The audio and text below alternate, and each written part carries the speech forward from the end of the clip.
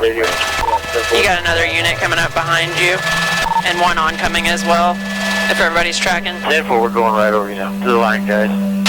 116 of these units behind the red Camaro. We're overhead of you now.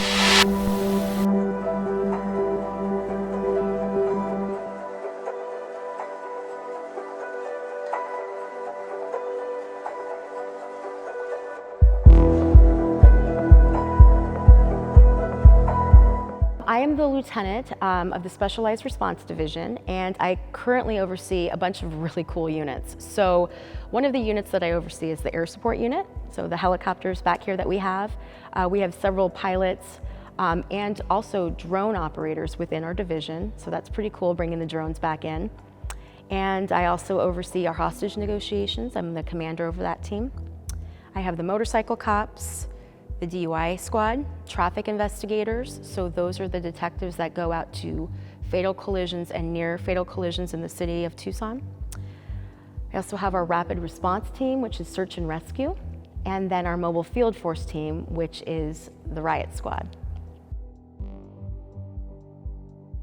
I am Kristen Moritz. I'm a police officer with the Tucson Police Department, and I work at the Air Support Unit as a pilot and tactical flight officer. I've worked for the Tucson Police Department for approximately 11 years and down at Air Support for approximately 2.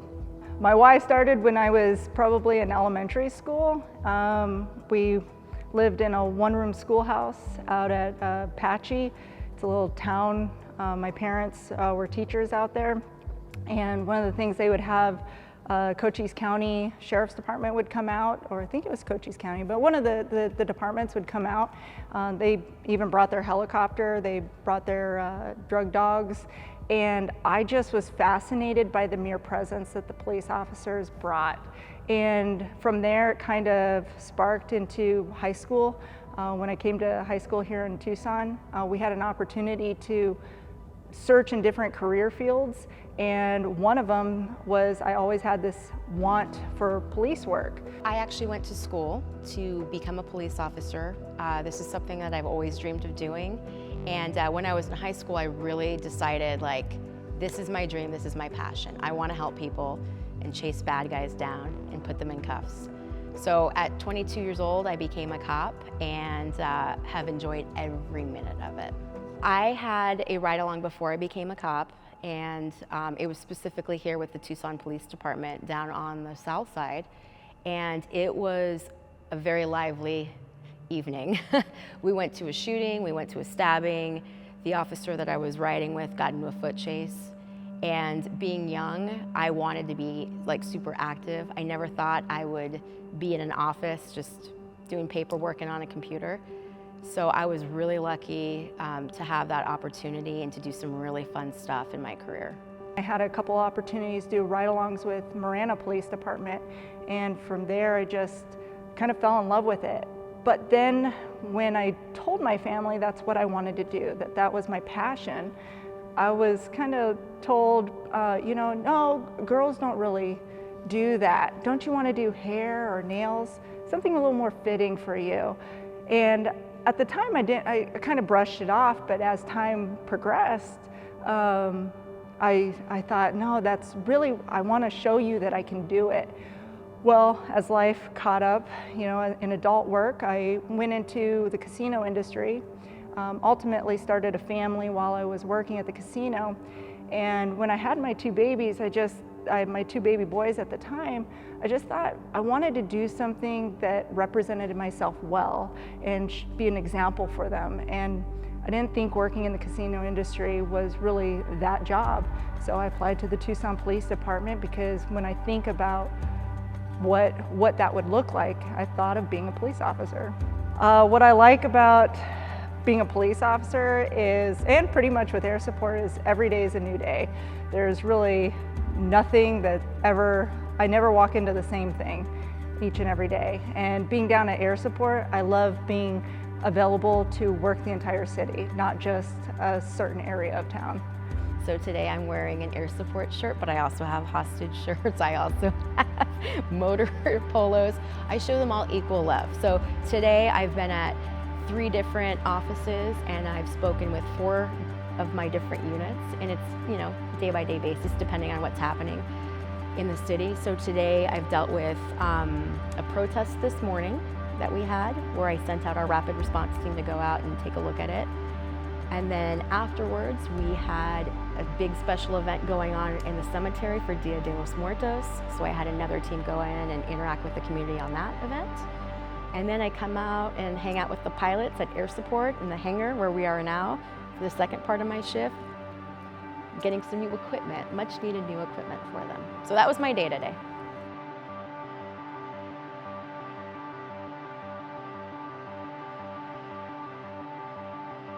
I'm Jacqueline Gooding. I'm a trooper for the Texas Highway Patrol for the Texas Department of Public Safety. I've been a trooper for about 4.5 years, and that entire time I've been stationed here on the border in Del Rio. I always had great interactions with law enforcement growing up and just seeing the positivity that they bring to our community. On top of that, before I applied for DPS, I was working in a family business for a gun range, teaching gun safety lessons, teaching people how to shoot and defend themselves. I had a lot of friends in law enforcement that I highly respected. I loved to hear what they did. And I honestly just thought, man, like, I feel like I could do that and succeed and help people even further than what I'm doing now. So some of the relationships that I built when I was working in the firearms industry are kind of what guided me. And I had kind of my own little hometown heroes that I looked up to, and a lot of those guys were troopers. I thought what they did was so cool. They looked great in the cowboy hats too, so you can't take away from that, right? But it's always been something that I've admired, and I've been really privileged to be able to be a part of any kind of law enforcement agency, but especially being a trooper. Off the roadway, vehicles off the roadway. To your right, in that traffic, same lane of traffic. Bail out.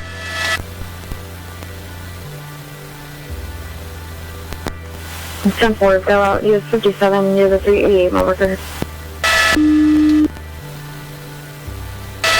We've got just the driver that ran. We've got a trooper, an officer with him. Yeah, I think this is kind of scattered.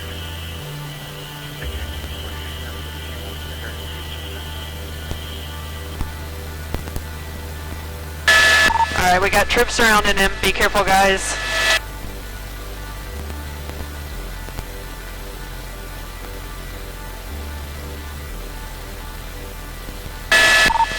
So we got troops and officers on the driver. They've got him tackled. I think specifically being a woman in law enforcement with interacting with the public, that in some ways I think that you have a little bit of relatability, because almost everyone, you know, has a mother that they are aware of, or a sister, or someone of that nature, that they may be a little more tender-hearted than, you know, the typical more, I guess, masculine male roles that are played. So I think a lot of people can relate, you know, to women, and especially if you're friendly and respectful to people, most people are that way back.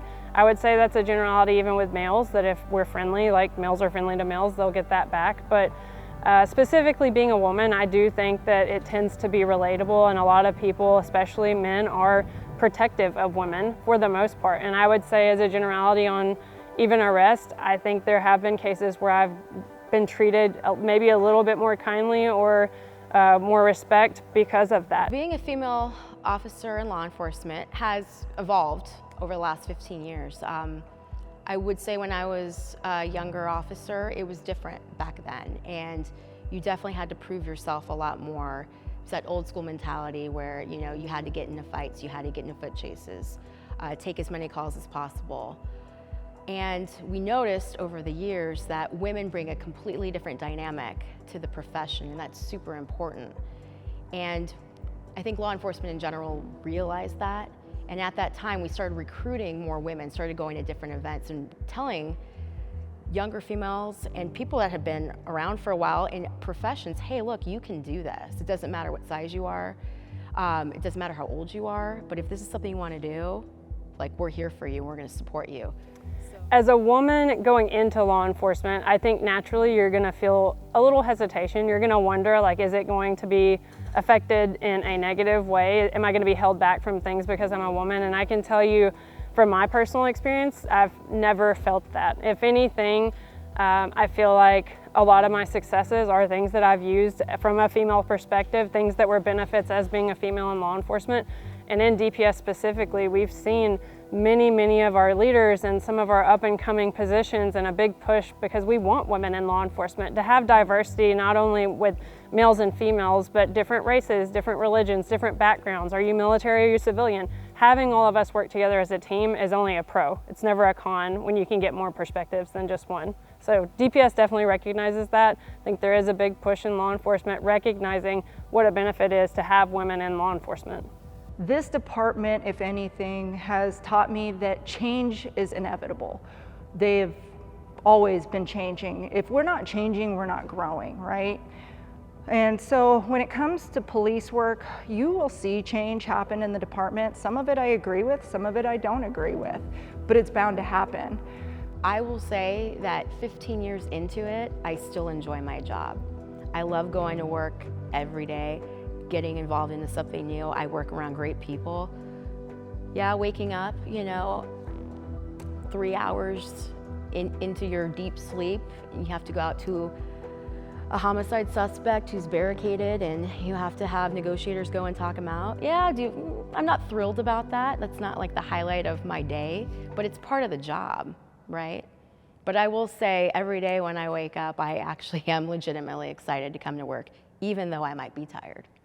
I think that the unique thing of being in law enforcement, interacting with children, is it takes you out of that costume that you're wearing for just a second, right? So when we put on this, I say costume, but you can say, our uniform, it sometimes acts as a costume. It's like a superhero where you get to be somebody that when I take it off, like I'm Jacqueline, but when this is on, I'm Trooper Gooding. So interacting with children takes that away a little bit and it reminds you that you're a human, and to them, you may or may not be Trooper Gooding. You may be this person that is the only person reassuring them or taking care of them or looking out for them at that time. So it definitely melts the iciest of hearts, I think, when you have to deal with children.